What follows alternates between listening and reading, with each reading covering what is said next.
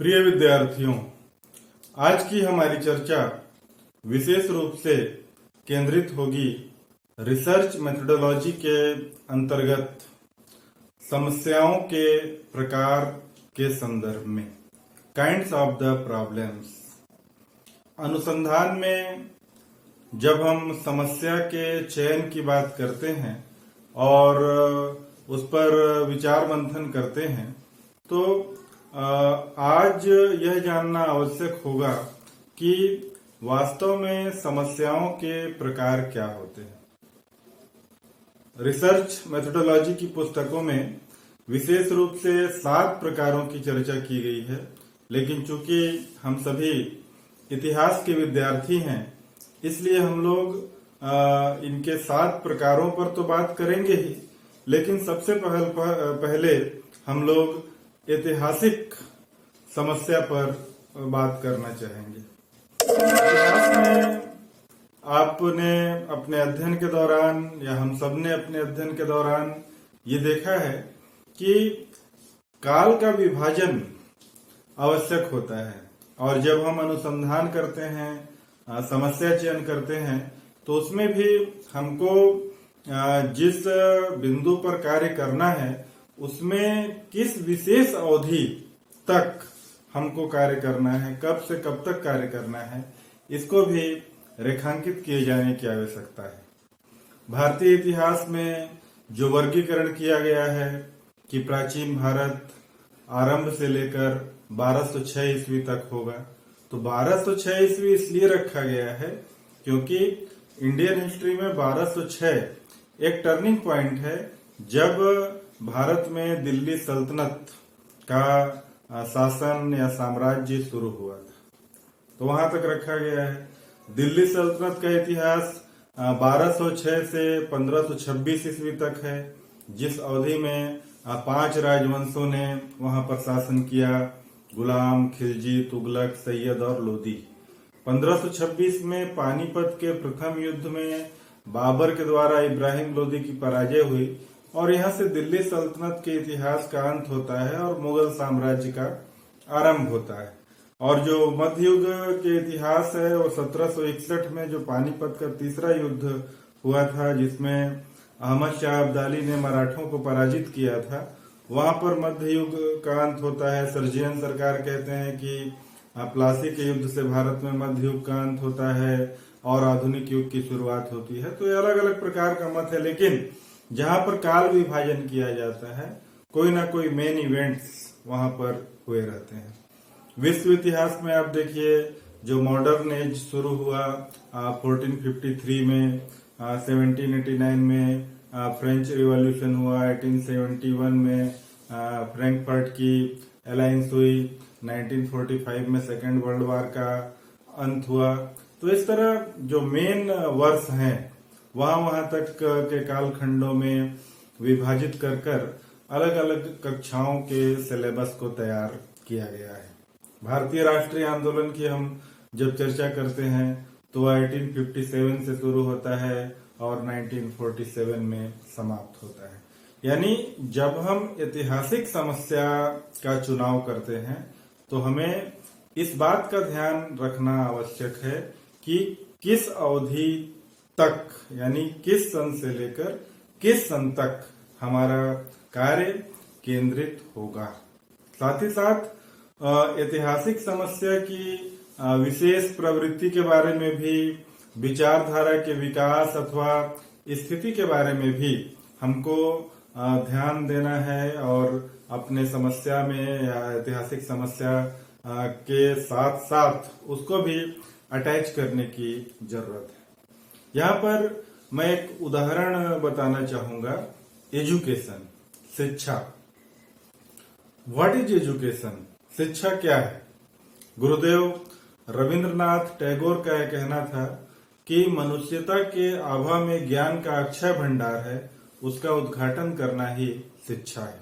जबकि अंग्रेजी के जो एजुकेशन वर्ड है उसके बारे में मैंने एक एडिटोरियल में पढ़ा था कि अंग्रेजी के जो एजुकेशन शब्द के एक एक अल्फाबेट ने उसके अर्थ बताए जा सकते हैं। इंग्लिश में ऐसे बहुत सारे वर्ड हैं जिसका इस तरह से व्याख्या किया जाता है, लेकिन जिस एजुकेशन की हम लोग बात कर रहे हैं, ई फॉर एटिक्यूट, शिष्टाचार, डी फॉर डिसिप्लिन, अनुशासन, यू फॉर यूनिवर्सल ब्रदरहुड, विश्व बंधुता, सी फॉर क्रिएटिविटी, रचनाधर्मिता, ए फॉर अवेयरनेस, जागरूकता, टी फॉर ट्रांसफॉर्मेशन, परिवर्तनशीलता, आई फॉर इंटीग्रिटी, एकात्मकता, ओ फॉर ऑप्टिमिज्म, आशावादिता, एन फॉर नोबिलिटी यानी सौजन्यता। मेरे ख्याल से ई डी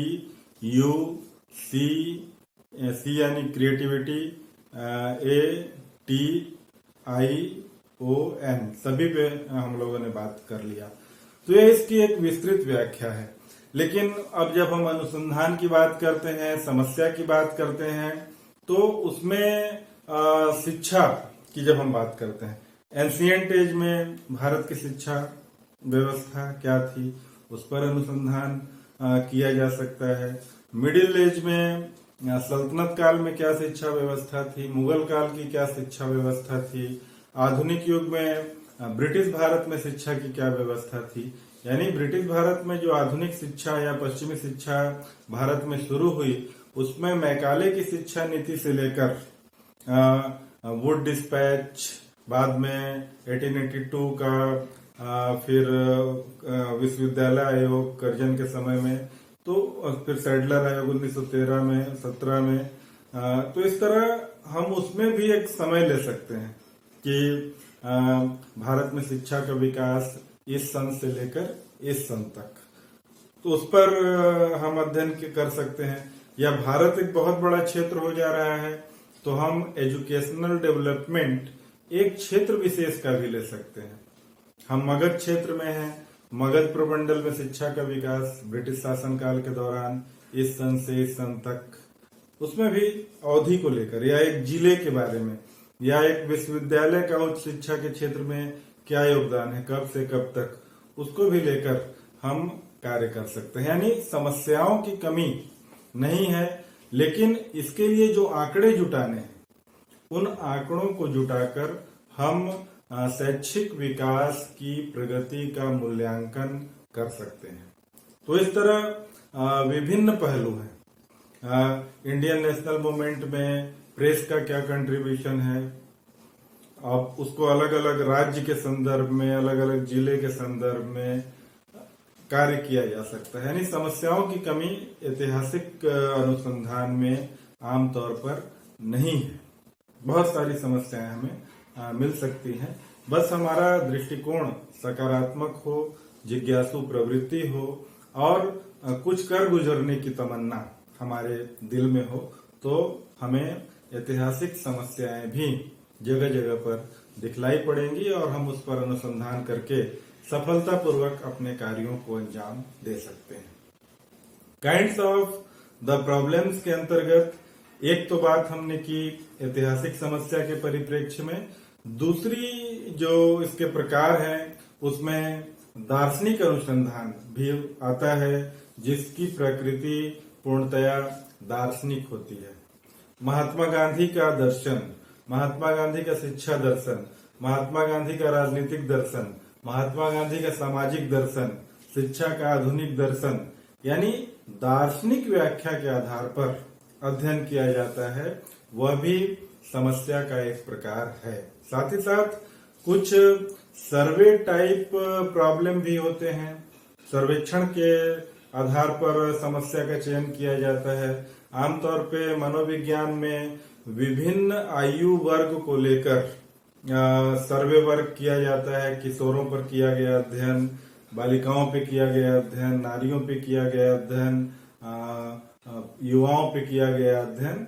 तो ये सर्वे टाइप रिसर्च है। इसमें क्वेश्चनायर बनाकर या इंटरव्यू के माध्यम से डाटा कलेक्ट किया जाता है और यह अनुसंधान भी का एक प्रकार या समस्या का प्रकार हो सकता है। साथ ही साथ एक अन्य प्रकार थियोरेटिकल प्रॉब्लम होते हैं, जिनमें जिन समस्याओं में सैद्धांतिक प्रश्न निहित होते हैं और इसका उद्देश्य नए सिद्धांतों की खोज एवं प्रचलित सिद्धांतों में परिवर्तन और परिवर्धन करना भी होता है।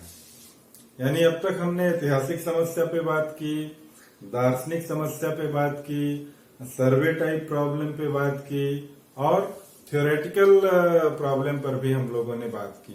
पांचवा प्रकार है प्रैक्टिकल प्रॉब्लम्स, व्यवहारिक समस्याएं।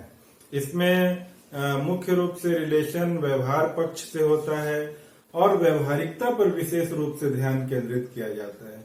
जीवन के व्यवहार पक्ष की कठिनाइयों का समाधान इस रिसर्च या इस समस्या के माध्यम से प्रस्तुत किया जाता है। एक प्रकार है कोरिलेशन के बारे में, सहसंबंध के बारे में, और सहसंबंध वाले समस्याएं भी होती हैं। इसमें दो चर यानी वेरिएबल्स, दो चरों के मध्य संबंध ढूंढने के प्रयास किए जाते हैं। और समस्याओं के प्रकार में सातवां और अंतिम प्रकार है एक्सपेरिमेंटल प्रॉब्लम, प्रायोगिक समस्या। इसमें इंडिपेंडेंट वेरिएबल्स में परिवर्तन करके डिपेंडेंट वेरिएबल्स पर उसका प्रभाव देखा जाता है और भी माध्यम से एक्सपेरिमेंटल रिसर्च किए जाते हैं।